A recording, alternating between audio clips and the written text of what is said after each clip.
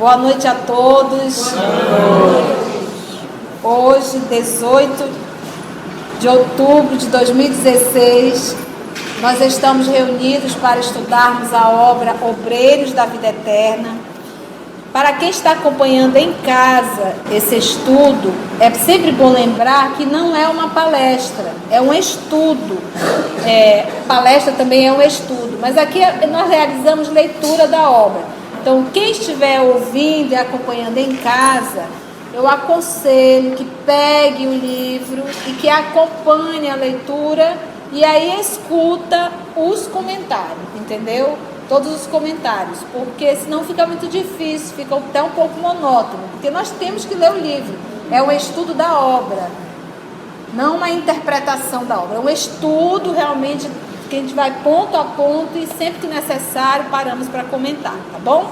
Vamos fazer a nossa recapitulação com a nossa querida irmã Maria Luísa e logo depois vamos adentrar no estudo, tá bom? Bom, nós estamos dentro da Casa Fabiano de Cristo. A casa está se preparando para sair desse local, porque ela é uma casa transitória, ela é uma casa que se movimenta, é como se fosse uma nave. Então, prepararam a Zenóbia, conclamou todo mundo, ligaram os motores e essas máquinas, elas são a defesa da casa. Por quê? Porque eles estão muito próximos daquele abismo, daquele vale, onde estão aqueles espíritos muito adoecidos, muito empedernidos na maldade e que querem invadir a casa de qualquer jeito, querem entrar sem terem se arrependido realmente, moralmente estarem arrependidos. Então foram colocadas umas máquinas em volta de toda a casa, protegendo a casa. Por quê? Porque vai passar o fogo, os desintegradores etéricos, que é uma espécie de fogo, né, que não se pode comparar com o nosso fogo aqui, que a gente conhece, mas é uma espécie de fogo que vai realmente limpar esse vale, né, desintegrar esses miasmas que tem em volta da casa lá nesse vale. E aqueles espíritos, aqueles irmãos que não estão prontos a adentrar a casa, que não se reformaram, não vão entrar. Então, para eles não invadirem, essas máquinas foram ligadas. E eles vão ficar apostos, com maca, com enfermeiros, para receberem os irmãos que realmente estão arrependidos. E nós estamos exatamente nessa parte.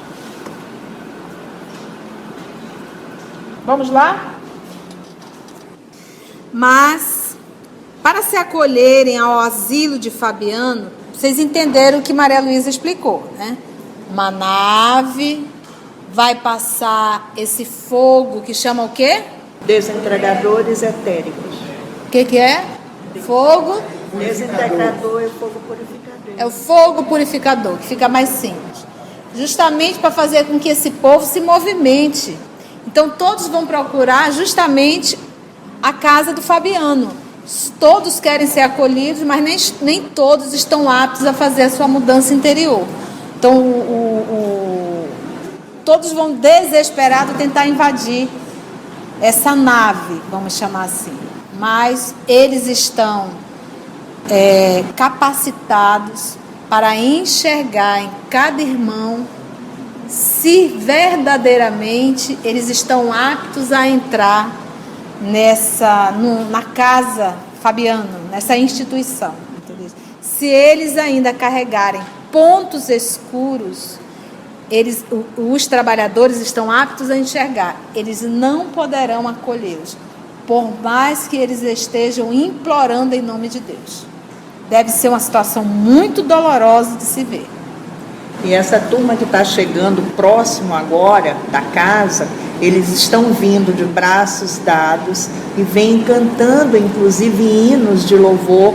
São pessoas, são espíritos realmente já arrependidos que devem entrar na casa, mas eles vão ser muito assediados pelos espíritos irmãozinhos adoecidos que estão lá, embora eles já estejam renovados, eles vêm cantando, eles vêm unidos, mas eles vão ter que se separar para poder deitarem nas macas e serem recolhidos. E sempre recordando, muitos queriam sair do vale, lembra? E eles impediam a saída deles. Com chicote, batiam. Eles impediam a saída deles. Conceição, uma curiosidade. Claro, filho. Quando você fala, eles estão aptos, estão capacitados para enxergar. Para enxergar. É isso? É. Além do conhecimento, tem a questão da bagagem moral dele, de virtudes, né? Porque eu não posso enxergar no outro aquilo que eu não tenho ainda. É como se fosse um dado a eles uma capacidade de enxergar o que eles naturalmente não enxergariam. Por exemplo, se você observar, momentos antes, André Luiz foi até o vale e não identificou isso neles. Eles foram treinados e receberam uma capacitação para enxergar isso nos espíritos, que antes eles não enxergavam. Você lembra também no nosso lar, o André Luiz, naquele primeiro momento, que ele viu aquela senhora pedindo pelo amor de Deus para que abrisse os portões? E aí ele foi e chamou Narcisa. Aí Narcisa foi e observou, inclusive chamou um outro trabalhador e disse: olha a quantidade de pontos escuros que ela tem. André não enxergou nada, ficou só, que foi? Aonde? Perdi alguma coisa? Ele não conseguiu identificar. Nesse momento aqui, esses trabalhadores que estão fazendo esse trabalho de frente, esses foram capacitados para enxergar isso. Entendestes? Foram capacitados, dando um curso, alguma coisa foi dado a eles para que eles pudessem enxergar. Nós vamos perceber muito isso nas obras, o André Luiz recebendo como se fosse mesmo uma ação terapêutica, uma ação espiritual no corpo perispiritual dele para enxergar o que ele não enxergava. Entendestes?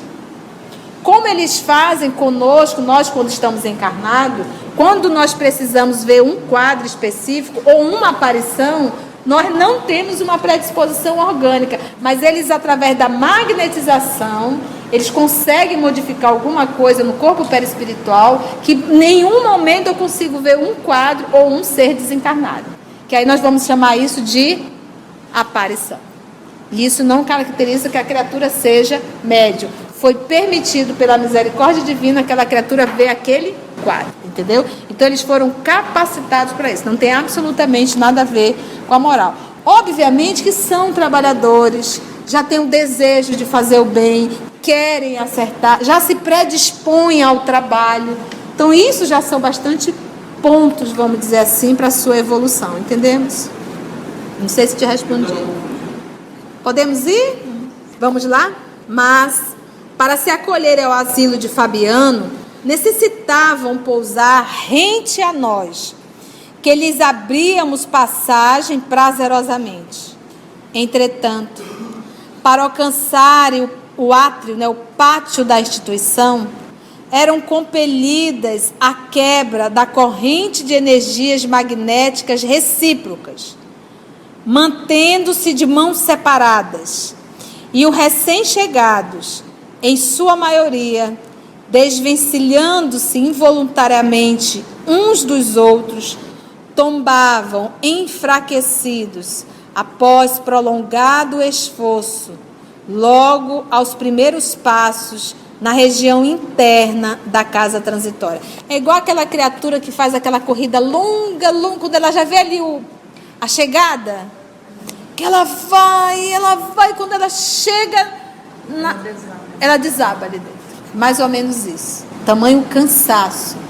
Porque lembra, quanto mais o espírito for materializado, quanto mais o espírito se identifica com as coisas do corpo físico, isso está demonstrando quanto o corpo perispiritual dele é grosseiro.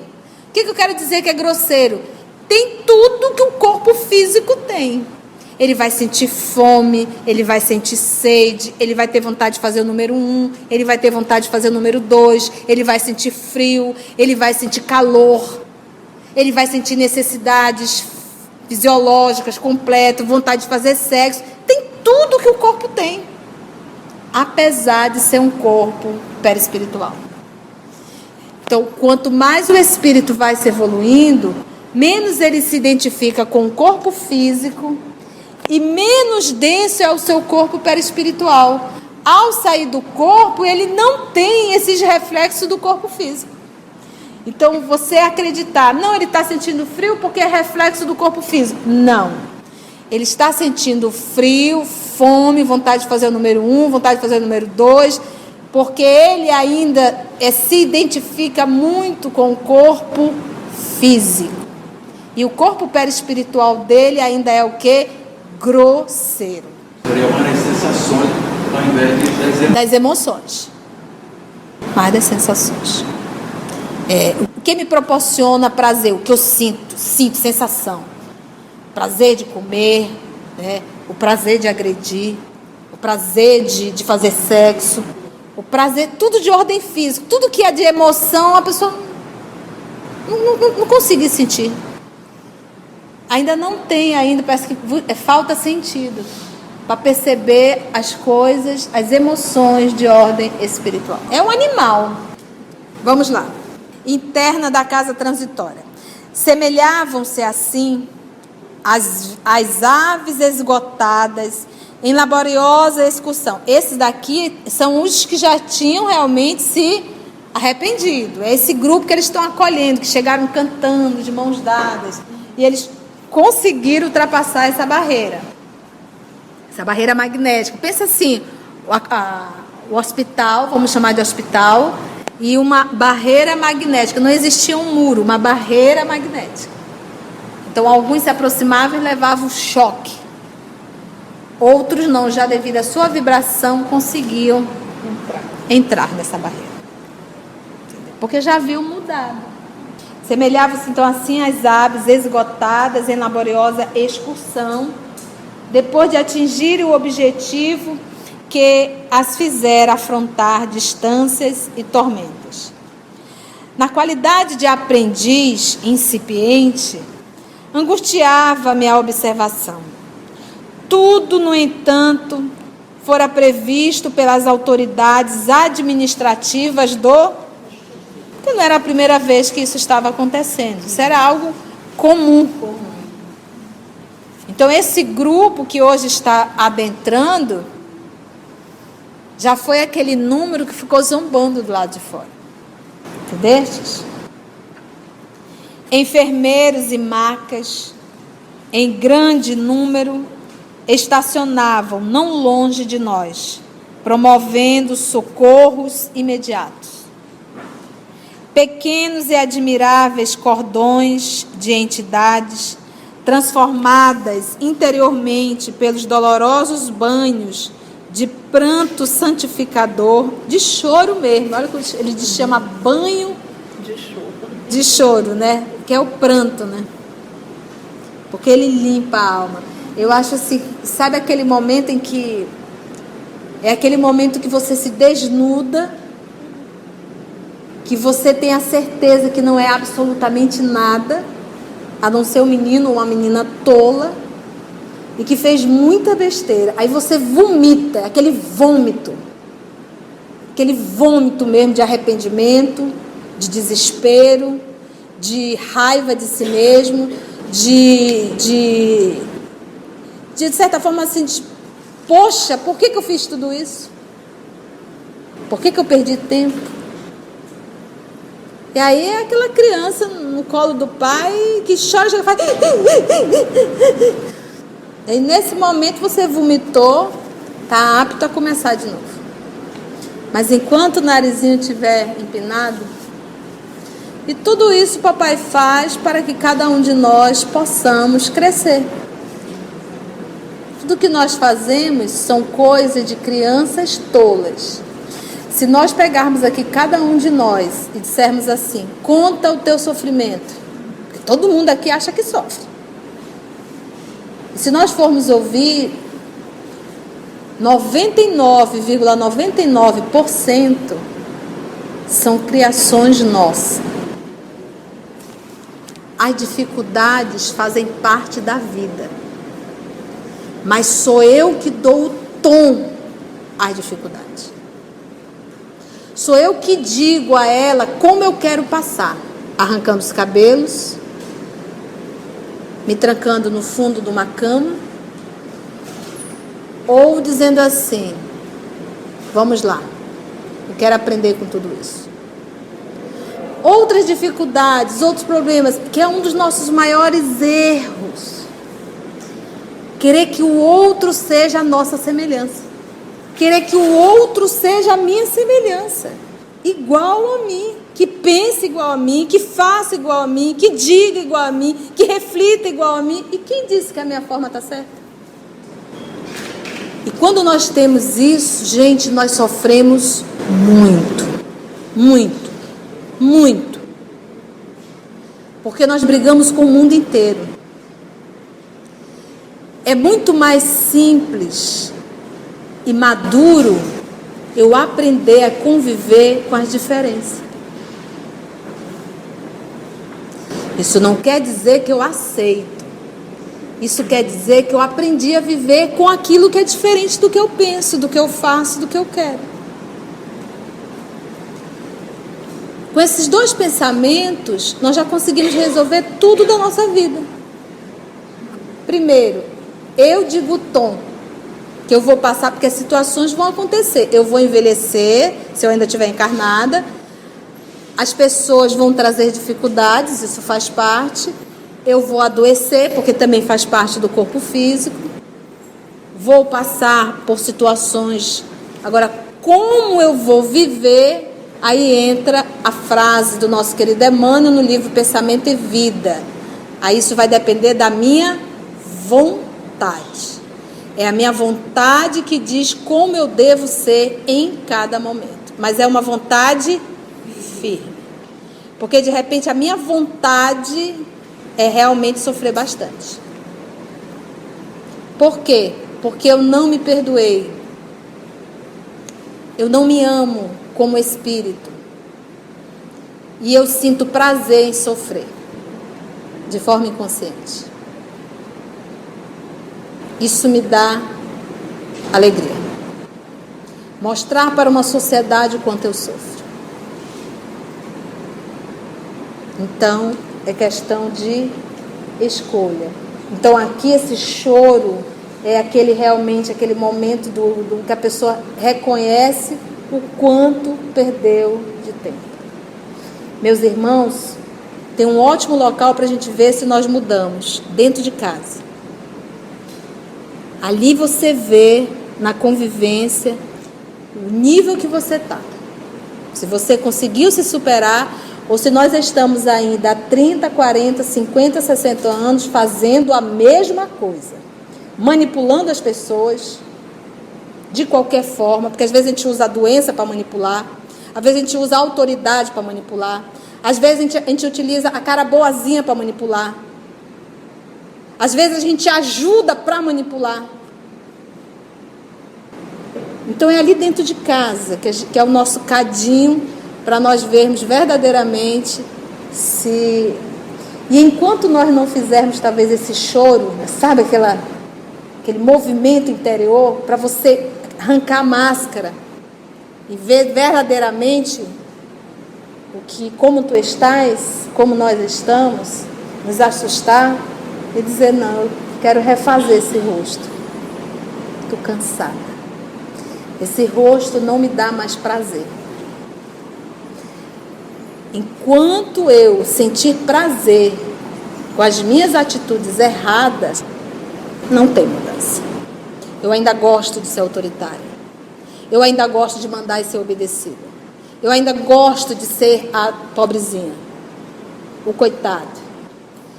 E às vezes nós estamos no processo de desamor tão grande que eu não amo e não permito ser amado. Eu não amo e não permito ser amado. Tudo isso denota porque que o vale está tão lotado. Vamos lá. Enfermeiros, então, em macas, em grande número, estacionavam não longe de nós, promovendo socorros imediatos. Pequenos e admiráveis cordões de entidades transformadas interiormente pelos dolorosos banhos de pranto santificador chegavam agora de todos os lados.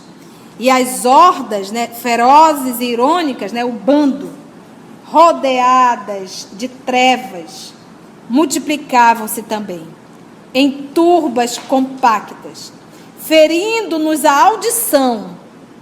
Com o que, meus irmãos? contundentes. Você imagina o tipo de impropérios que eles ouviam, os trabalhadores. Eles gritavam, zombavam, deviam chamar aqueles palavrões horrorosos. E André Luiz retrata muito bem, ferindo-nos a audição. Em nenhum momento ele diz, eles chamaram um monte de palavrão, né? É uma linguagem bonita, né? Ferindo-nos a audição com blasfêmias e injúrias contundentes. Entre os ingratos e rebelados, havia, contudo, criaturas que se mostravam aflitas e genuflexas, de joelho. Tocavam-nos o coração fraterno com seus brados, gritos de socorro e amargurosas queixas, as quais, porém, não podíamos aliviar com qualquer benefício precipitado, em virtude da perigosa condição mental em que se mantinham. Condição que lhes impunha ainda sofrimentos o quê? Não é sofrimento punitivo, é sofrimento reparador. Você quer perguntar, Osa? Nesse momento, esses irmãos ainda não tinham se arrependido de tudo que eles já tinham feito? Apesar de esse grupo aqui, como ele falou, tem um grupo que chegou, que conseguiu passar pela barreira. Esse grupo aqui, eles chegaram agredindo, e entre eles tem criaturas que estão de joelhos pedindo por favor para entrar. Mas o que André diz? Mas olhando se percebe que eles ainda realmente não se renovaram. É aquilo, eu desejo ser acolhido, mas não quero fazer esforço nenhum. Entendeu? Então, em verdade, ainda não. Nem todos que dizem Senhor, Senhor, entrarão no reino de Deus. Só aquele que fizer a vontade do meu Pai. Vamos lá? Vou só reler. Ok. Por isso é que ele diz aqui, Osa, não podíamos aliviar com qualquer benefício precipitado. Por quê? Em virtude da perigosa condição mental em que se mantinham, condição que lhes impunha ainda o quê? Sofrimento reparado. Então não houve mudança. Eu quero ficar bem, no melhor, mas não quero fazer esforço nenhum. Podemos dizer que não há sofrimentos punitivos? Não. Todos são reparadores? Todos são reparadores. Todos são. Não deixa de ser uma punição, mas qual é o objetivo desse sofrimento? É reparar. O papai, porque o que é? O papai não pune por vaidade, ou orgulho, ou presunção. Dizer, tu vai sofrer, menino. O sofrimento é com um propósito, fazer com que a criatura aprenda a lição. Sempre educativo. Sempre educativo. Tal qual um pai, nós, os terráqueos. Quando a gente dá um castigo no menino, qual é o nosso objetivo? Esse sofrer, esse passar por um sofrimento, nos ensina muito. E como nos ensina. E o Livro dos Espíritos diz que é o último recurso que Deus utiliza para com seu filho, é o sofrimento. Antes do sofrimento, ele já passou um monte de lições para a criatura. É uma amiga que chega, é um amigo que chega, é um pai que chega, é a mãe que chega, é um livro que chega em nossas mãos, é uma doutrina que nos esclarece. Isso tudo é recursos de Deus. O sofrimento, quando bate à nossa porta, é o último recurso que Deus utilizou. Então, ele não começa pela orelha. Ele começa sentando na frente de meu filho. Presta atenção. Não é assim a vida. Tu acha que tu é o super-herói, meu filho? Tu ainda está brincando de super-herói, de Bela Adormecida, de Rambo. Não dá, meu filho. Vamos lá, mais um tiquinho? Quase 4 horas, então, difíceis se ecoaram, exigindo-nos delicada atenção na tarefa. E agora, a paisagem era mais sufocante, mais terrível. Serpentes de fogo desenovelavam-se. Da onde? Então é aquela pergunta que o nosso Julinho fez. É da máquina? Não, filho. Vem do céu. E penetravam o solo. que começou a tremer sobre os nossos pés. Pensa, um terremotozinho. Com esses fogo que vinha do céu. Lembra que fogo é um termo de comparação. O calor asfixiava. Sentindo os elementos vacilantes que nos ladeavam, estava ali lado a lado, né? Recordei velha descrição do maremoto de Messina, em que, sob o auge do pavor, diante da natureza perturbada, não sabiam as vítimas como se colocarem a caminho do salvamento, porquanto, em torno, falando ainda do terremoto de Messina, tá? Do maremoto, em torno a terra, o mar e o céu se conjugavam num ciclópico e sincrônico arrasamento, tá? Ao mesmo tempo, tá? Sincrônico. Ciclópico tem uma nota lá, né? Gigantesco. Para quem não lembra, a titia também pesquisou, porque eu não me lembrava desse maremoto. Vamos lá, esse maremoto de Messina, né? Foi na Itália, em 28 de dezembro de 1908. Nós estávamos no mundo espiritual nos preparando para reencarnar. Às 5h20 da manhã, ou seja, estava todo mundo praticamente dormindo. 5h20 da manhã. Ele durou 37 segundos e matou 50% da população. Das duas cidades. 37 segundos. Pensa, menos de 1 minuto. Praticamente a metade. Foi o evento mais catastrófico do século XX. Porque logo depois do terremoto veio o maremoto, né? Com ondas de 12 metros de altura. Porque depois de um terremoto, né, vem sempre. E matou entre 100 e 200 mil pessoas. Foi o movimento das placas tectônicas? Sim. E aí o nosso querido, para a gente ter uma noção da comparação que ele fez com o que ele estava olhando naquele momento. Ele disse que descia aquela rajada de fogo, adentrava no solo, fazendo, né, e tremia tudo. E aí ele lembrou desse maremoto. A instituição, com a cooperação de todos os administradores e auxiliares, operava com indescritível heroísmo. Com franqueza, de minha parte, aguardava, ansioso, o sinal de regresso ao interior. Tal a impressão desagradável de que me sentia possuído. Ele estava louco que aquilo acabasse. Não aguentava mais ver aquela imagem. Né, que eles estavam lá no pátio, lá fora, né? Isso, para entrar. Fitas inflamadas do firmamento caíam sempre, em meio de formidáveis explosões, oriundas, né, da desintegração de princípios etéricos. Não conseguimos nem... A gente tem uma leve imaginação de como seria isso. Quando tudo fazia supor que não havia nas vizinhanças entidades em condições de serem socorridas, soou a clarinada equivalente ao toque de recolher. Enfim. Suspirei aliviada. Parece filme de ficção.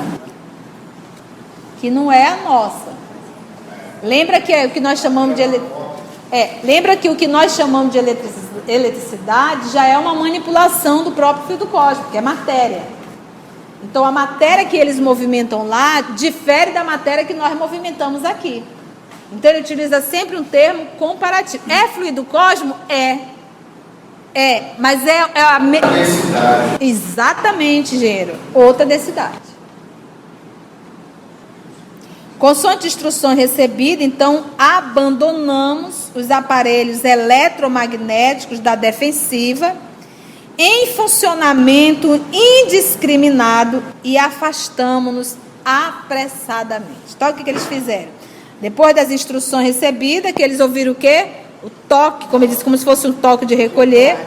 Abandonamos os aparelhos eletromagnéticos de defensiva, que eles estavam ali caso houvesse algum ataque. em funcionamento indiscriminado e afastamos-nos de forma apressada. Porque eu acredito que é a hora que essa aeronave vai partir. Lembra que essa aeronave, ela é móvel. Sorvedouros de chamas, se fosse abismos, né? Surgiam próximos e tamanha gritaria se verificava em derredor que tínhamos perante os olhos perfeita imagem de vasta floresta incendiada a desalojar feras e monstros de furnas desconhecidas. Quando eles começaram a casa começou a levantar, aquela quantidade de fogo, aqueles espíritos correndo, foi essa impressão que ele teve, uma mata pegando fogo e os animais, feras, correndo dali. Gente, onde tem fumaça tem fogo. A Idade Média, eles utilizavam o inferno realmente, não com o objetivo de evangelizar, mas com o objetivo realmente, através do temor, fazer com que eles ficassem submissos à própria igreja, não é verdade? Então, mas aonde tem fumaça tem fogo. Muito do que nós estudamos sobre o inferno, nós estamos vendo aqui que não é muito diferente, não. A diferença é que nós temos a informação de que não é um fogo eterno.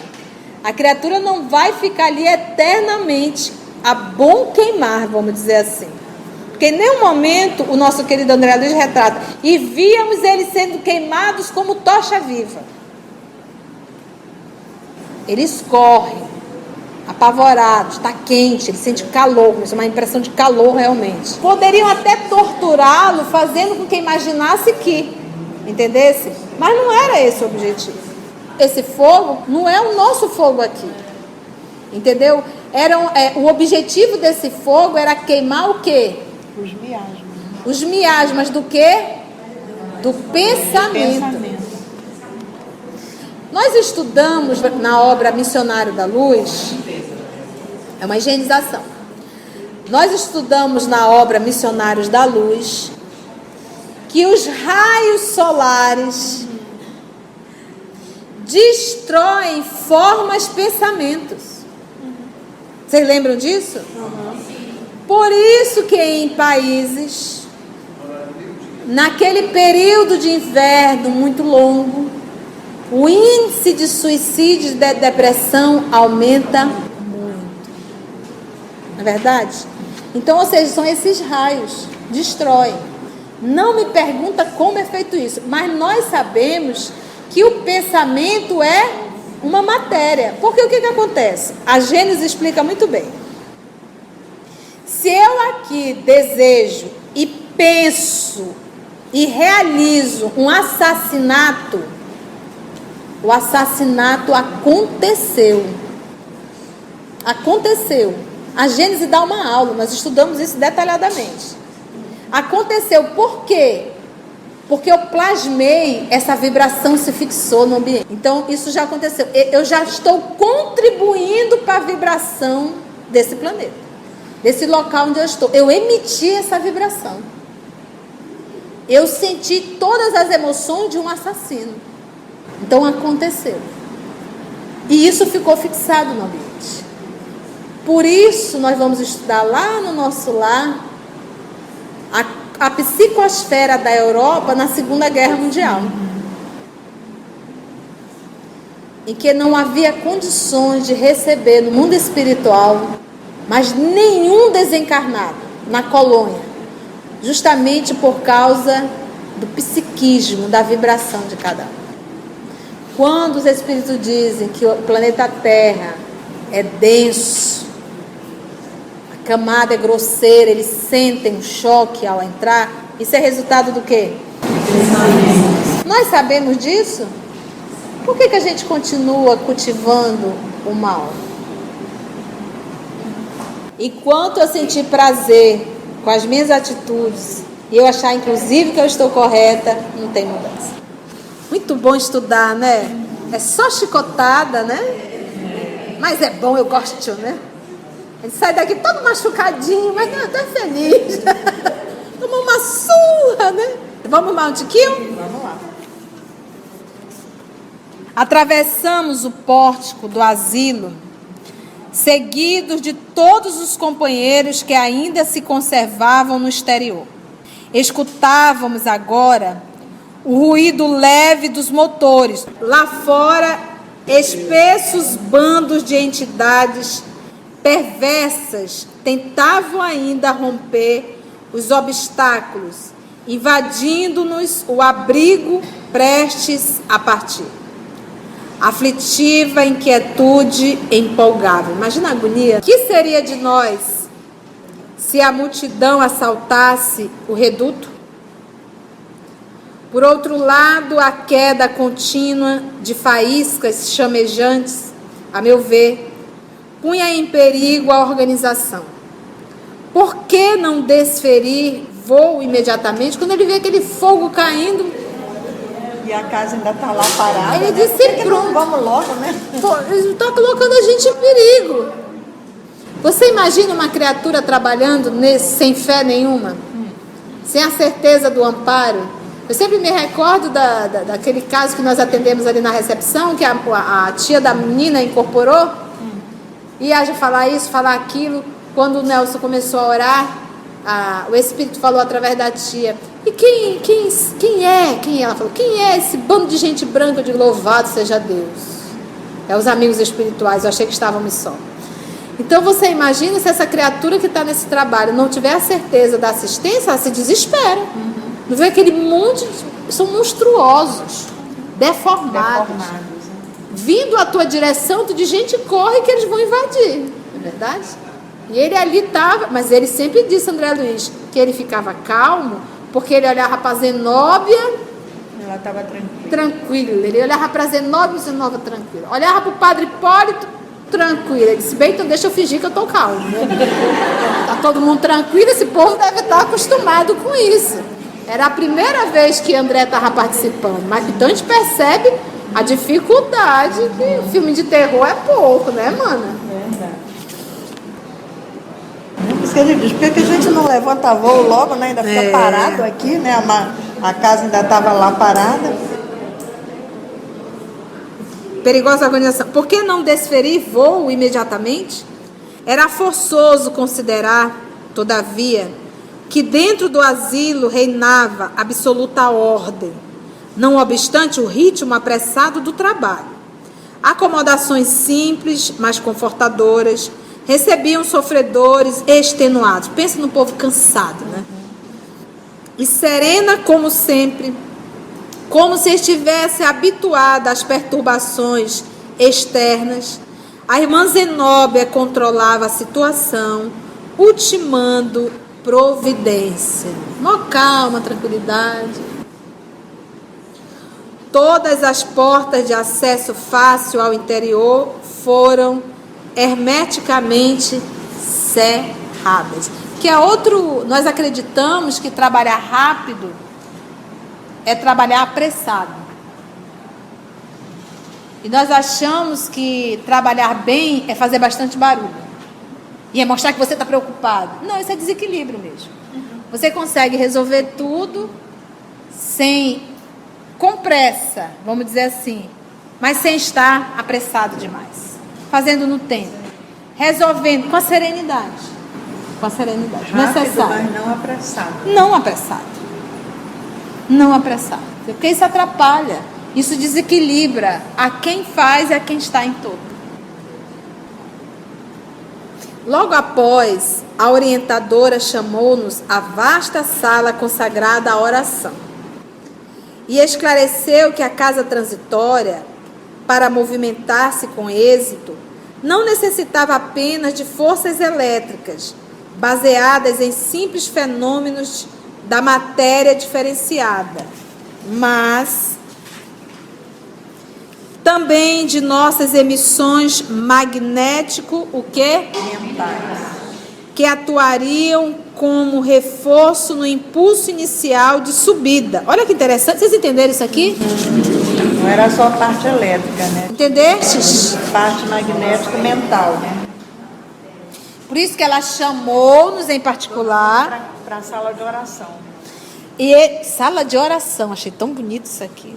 Uma sala específica para oração. Consagrada à oração. Exatamente.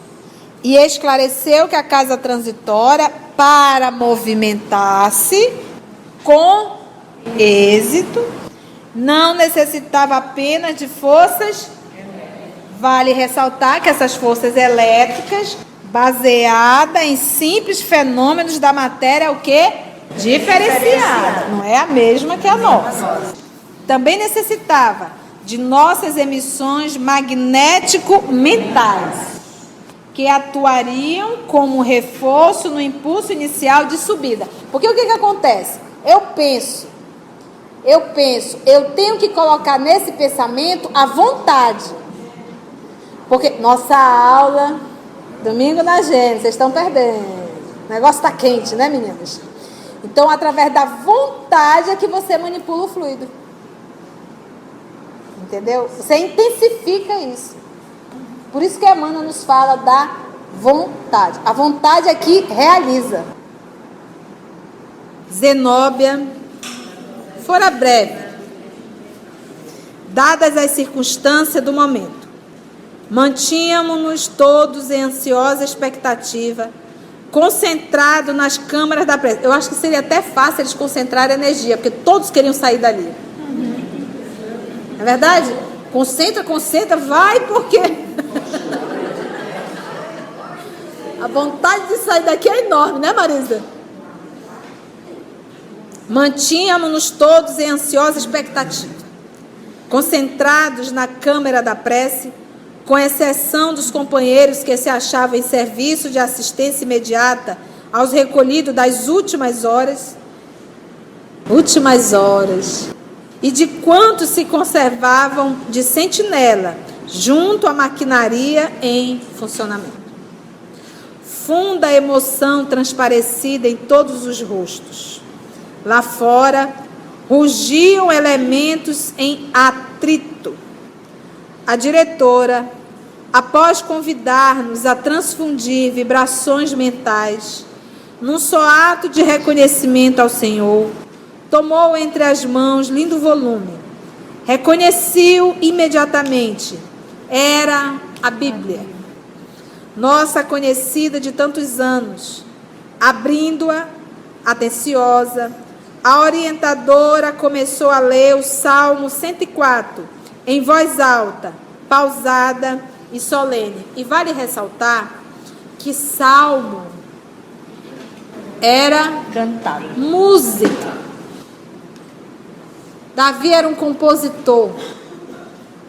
Então você tem que entender que salmos eram música. Então quando nosso Senhor Jesus fala o Salmo 22, em que ele fala na cruz, naquele momento Jesus estava cantando, sendo crucificado, cantando. Eli, lama sabachthani. Meu Deus, por que me abandonaste? Isso é um salmo, Salmo 22. Aí agora a pergunta é, por que que ele justamente recitou esse salmo? Porque esse salmo retrata a história do Messias sofredor, para que o identificasse.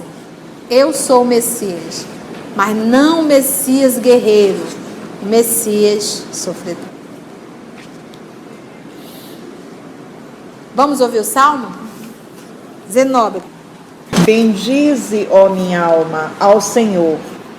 Senhor, Deus meu, engrandecido de majestade e de esplendor, revestido de luz como de um manto, desdobraste o céu como sagrada cortina da vida. Construíste as sublimes câmaras das águas, faze das nuvens o seu carro e derramas teu hálito criador nas asas do vento. Enches o universo de mensageiros e, por vezes, tomas por teu ministro o fogo devorador. Fundaste-nos a casa terrestre em bases seguras garantindo-nos a vida em séculos de séculos. Deste-lhe abismos e píncaros por vestidura, santificaste as águas para que se elevem sobre os montes, mas, à tua voz de comando, todos os elementos se transformam, porque se envias a música da manhã, envias igualmente o trovão destruidor. Elevam-se montanhas, descem vales, ao lugar que lhe marcaste, sem que ultrapassem seus limites. Fazes sair, Senhor, as fontes dos vales, fertilizando os montes. Dás de beber aos animais do campo e sacias a sede as plantações silvestres, onde as aves do céu guardam seu ninho, louvando-te dia e noite. Irrigas o topo das montanhas, jorrando águas do céu, para que a terra seja farta de frutos. Então isso aqui é uma música que eles cantavam na sinagoga. Não dá para interpretar.